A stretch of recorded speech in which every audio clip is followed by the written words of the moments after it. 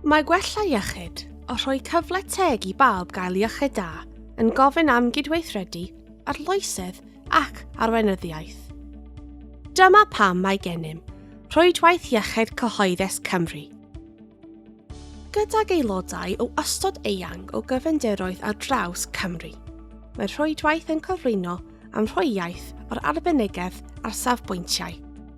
Trwy rannu datblygiadau polisi, ymchwil ac ymarfer, gall y rhwydwaith eich chynorthwyo yn eich rôl i wella iechyd pobl Cymru. Rydym yn canolbwyntio ar faterion sydd yn gwneud gwahaniaeth i iechyd meddwl a chofforol a llysiant, fel ymddygiad unigol, cymunedau a gwasanaethau a'n hamodau byw i hangach. Gallwch gael mynediad at ddigwyddiadau yn cynnwys gweminarau, E-fwletinau gyda'r cynnwys yn cael ei greu gan aelodau, gwefan gyda newyddion, digwyddiadau ac adnoddau. Cymorth i aelodau gydweithio ar faterion penodol i wella iechyd.